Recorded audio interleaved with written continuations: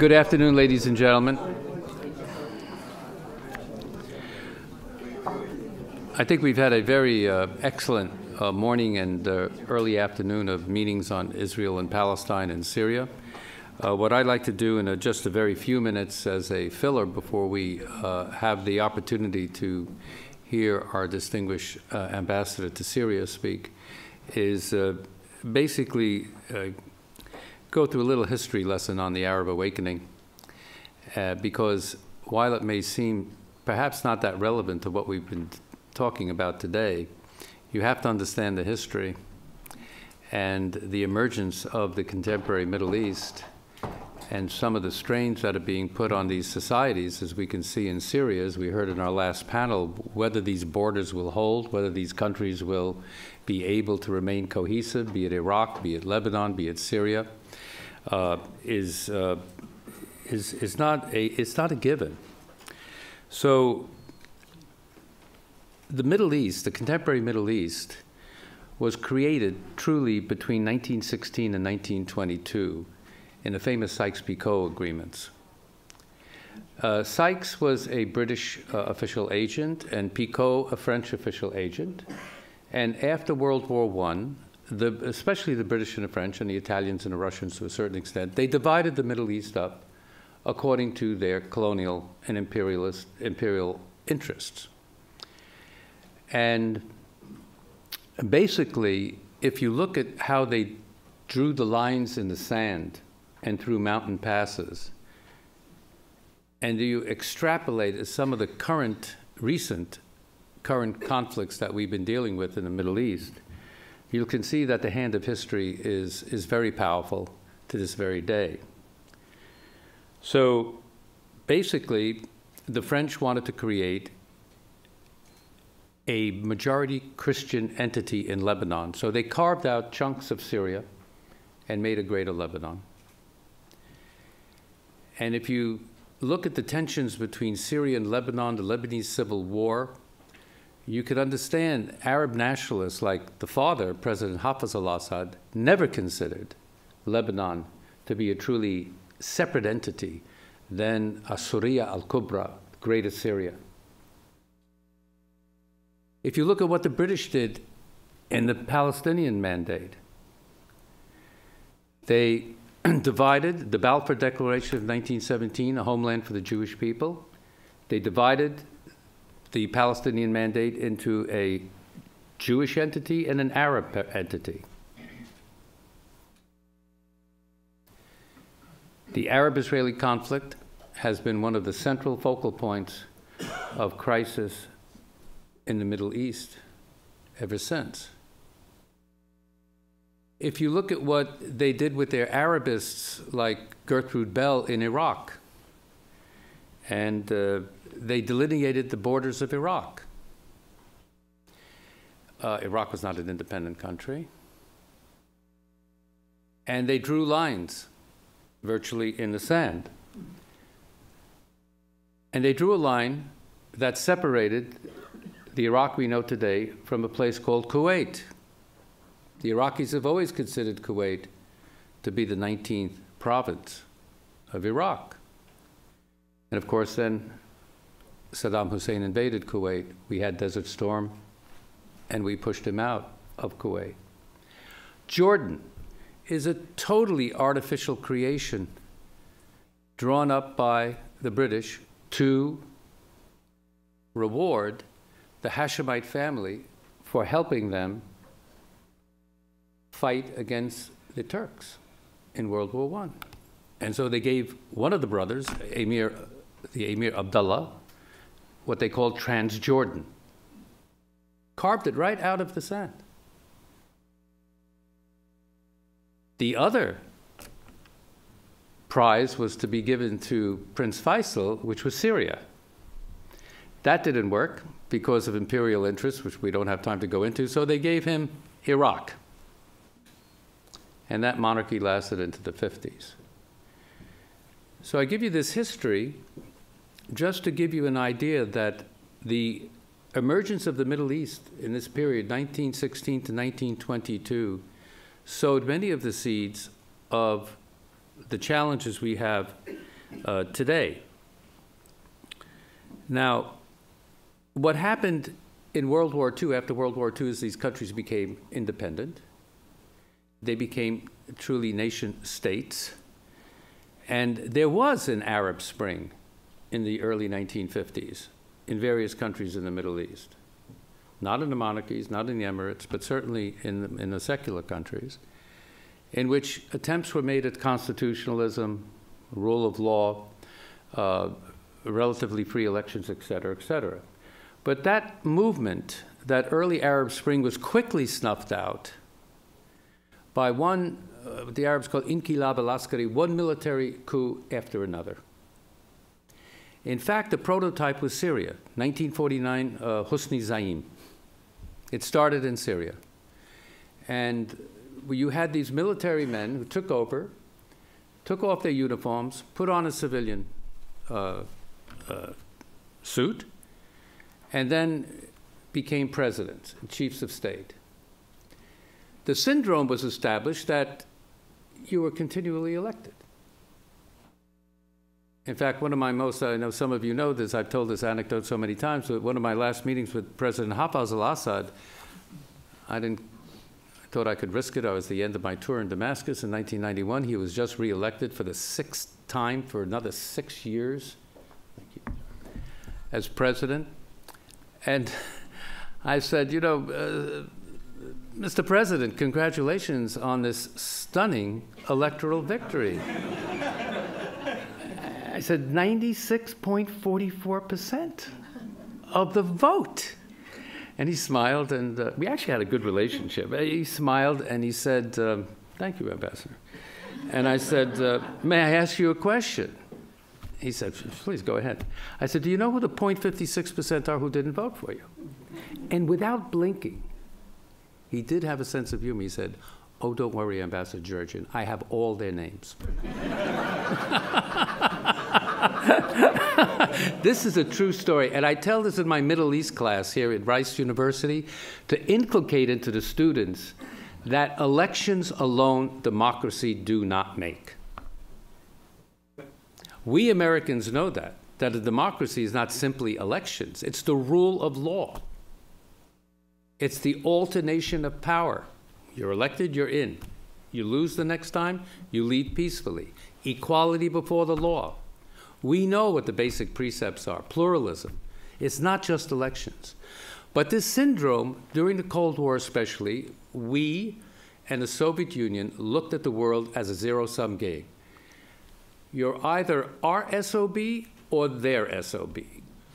And we really shied away from our moral principles, human rights, democratization. We talked the talk, but we didn't walk the walk in promoting reforms, both political and economic, in the context of the Cold War.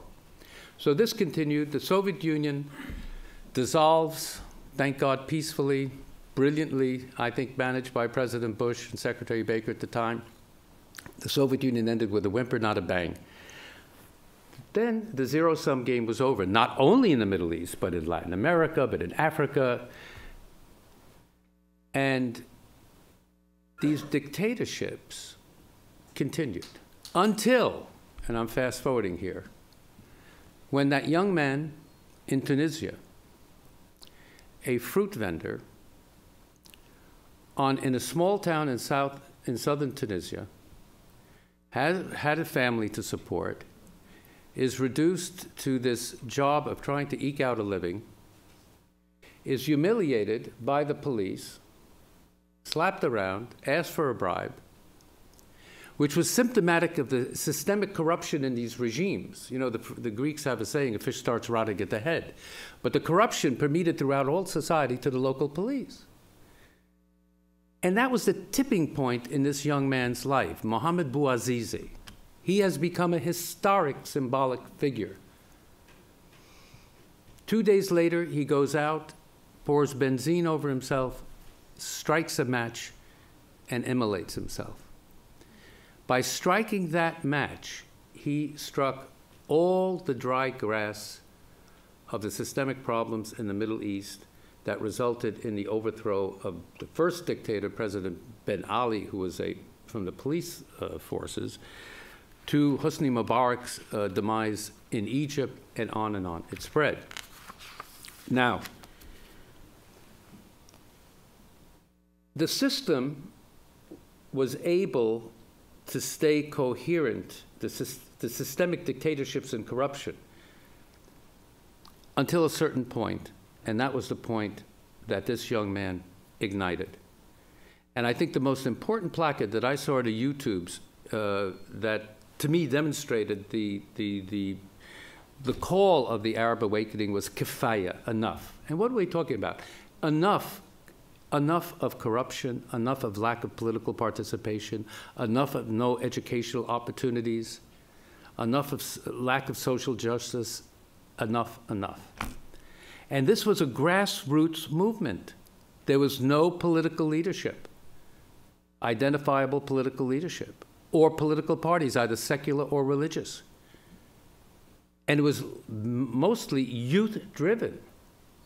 It's amazing. In Syria, and I know Robert was there. I mean, our ambassador was there. In Daraa, it was high school students, if I'm not correct, who junior high, well, even better, junior high school students, and they were peacefully protesting against the regime. While their leader, Bashar al-Assad, who's totally delusional, said that, you know, the Arab Spring will not come to Syria because we're different from Egypt and Tunisia and Libya. Delusional. But these junior high school students, they start putting graffiti on two major buildings in this small, dusty agricultural town. The Ministry of Interior building, which represents the police, the military intelligence, the oppression of the regime. But intriguingly, the other building is Syriatel, the cell phone monopoly run by the Assad family, in-laws, the Makhloufs, who just happen to have not only a monopoly on the cell phones, but on the duty-free shops, on the cars, on energy. These junior high school students, by putting graffiti on these two buildings, it shows that they genetically knew after living through these dictatorships, what was wrong with their country. And then the rest of it is tragic history, because these peaceful protests then became lethal, and especially in Syria, as we've discussed today, the problem from hell. But many of these issues, let me not give you an analysis from a Westerner or a non-Middle Easterner, but let me quote a rather powerful Arab ruler, certainly in terms of wealth, the ruler of Dubai. In 2009, he wrote an op-ed in the Wall Street Journal. This is 2 years before the Arab awakening. Listen to what he says. More than half of the 300 million residents of the Middle East are under 25 years of age. Unemployment is a problem afflicting all 22 member states of the Arab League, but it is most conspicuously a youth issue. 50% of the jobless are under the age of 25, roughly double the world average. Women have a particularly difficult time finding jobs. 65 million adult Arabs are illiterate, and 2/3 of them are women. More than 10 million Arab children between the ages of 6 and 15 are still not enrolled in any schooling. I'll just give you one more factoid, which I think speaks for itself. The total expenditure on conflicts in the Middle East in the last 6 decades has exceeded $3 trillion. Think of that. Money that could go to education, to social services, to state building, $3 trillion on buying arms, building security apparatuses and military establishments. That's quite a factor. And that the per capita expenditure on education of the Middle East 22 nations shrunk in the last 15 to 10%. So that comes from an Arab ruler. and autocritique. And of course, the UNDP reports, I think, did a very good job coming from Arabs on the education deficit, the job deficit, the human rights deficit, women's rights, etc. So were we surprised by this? Yes and no. Those of us who worked in the Middle East, and I can only speak for the American government, when I was Assistant Secretary of State for the Middle East, I gave this speech, we were discussing it with Robert earlier, in 1992. I just felt very uncomfortable that with the collapse of the Soviet Union, there were schools of thought emerging that after the fall of communism, the next enemy of the United States is going to be Islam. I felt that this was totally wrong-headed, first of all, to take on any civilization and culture. I was educated, fortunately or unfortunately, at Georgetown by the Jesuits. And they taught me about St. Thomas Aquinas and the fallacy of composition. What is the fallacy of composition? You're saying, what is he talking about? Fallacy of composition is that if the truth is this wide, and you concentrate on only one part of the truth, and you extrapolate from that area you're concentrating on and make a generalization, that's the fallacy of composition. So if you say Islam is the enemy because there is an extremist faction of Islam, which is real, which is radical, which is dangerous, but you extrapolate that to then condemn the whole entity of a culture and a religion, that's the fallacy of composition. You could do that with Christianity, you could do that with Judaism, you could do it with Hinduism. So I gave this speech in which the basic themes were the next enemy that the United States is going to confront is not any great religion or any other superpower. It is extremism and terrorism of either a secular or a religious cloak. That's 1992. 1993 was the first bombing of the World Trade Center. And then fast forward to 9/11. And then said, in order for us to marginalize the extremists in the Middle East and reinforce the moderates, we should take a dual approach. One, conflict resolution with a keen eye on the Arab-Israeli conflict, resolve that conflict. Because for its own ends, for the peace and security of the people involved, the Israelis, the Arabs, but because it is also exploited by the extremists for their own ends. And the second track is to inculcate political and economic reforms in these countries. But not only to talk the talk, but to walk the walk. In other words, to tell the Saudis, our allies in the region, that it is in your interests to look seriously at reforms, but not in an arrogant American way where we're trying to parachute in a Jeffersonian model of democracy into the sands of Arabia. But for example, to basically, in our close consultations with the Saudis, saying you have the Majlis al-Shura, you have this consultative assembly to the king. Think about expanding its representation. Think about one day including women. Think about it. This is 1992. King Abdullah has done that. He's expanded the Majlis al-Shura. A few months ago, for the first time in Saudi history, he's appointed 30 women to the Majlis al-Shura. But the point I'm making here is that in promoting our ideals, we have to think of the culture we're dealing with and not to artificially try to parachute an American model into a place it may not take. And the other thing is economic reforms and economic development. And that, we don't have time, but that could be done in many constructive ways. So that was the thrust of this speech, and the famous line in the speech that it was 1992 with the Algerian elections, and there's a third point I want to make. And it was very apparent that if those elections took place, the Islamic Front, Salvation Front, would come to power in Algeria. We in Washington were very worried that, oh my God, if they came to power, Algeria is a major hydrocarbon producer, oil, gas. Will there be a domino effect on Morocco, on Tunisia, on Egypt? So what I said in that speech, and I was trying to be gender neutral, I said, while the United States is for one person, one vote, the United States is not the one person, one vote, one time. That phrase made the headlines in the Middle East, but of course they translated one man, one vote, one time. And we explained in that speech that what we're saying is that we are suspect of those groups who use the democratic process to come to power, but once in power, deconstruct that process to stay in power. And that's the risk. And frankly, that is still a problem that is facing us in Egypt, for example, and in Tunisia. Is Morsi and the Muslim Brotherhood, are they ready to apply the real principles of democracy, the alternation of power?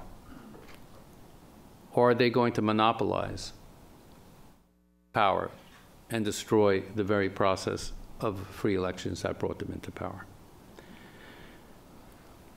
One should not be surprised that Islamic groups are coming into power in the Middle East,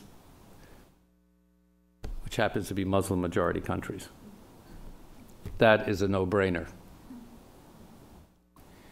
The issue is, how are they going to govern?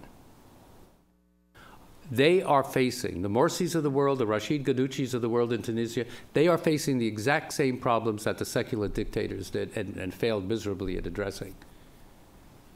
Job creation, establishing viable economies, social justice, infrastructure building, educational systems. This is what the people want. And if the people don't get it, there will be a continuing revolution. As an Arab friend of mine said, in terms of the Islamic parties, you cannot govern with insha'Allah alone.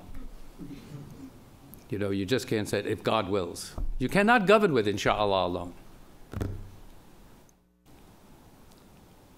So these are the challenges of the Arab awakening, and they have a relevance, they have a very keen relevance to what we were discussing on the Israeli-Palestinian and on Syria, because the Arab awakening really affects the Israeli-Palestinian dimension, as we were discussing, because what is the regional security going to be like in the Middle East? It affects Syria because it's quite likely, and we'll hear from the ambassador directly, what is the influence of the Ikhwan al-Muslimin, the Muslim Brotherhood in Syria, and the radical Muslim parties. Will a multi-confessional country be able to be held together or not?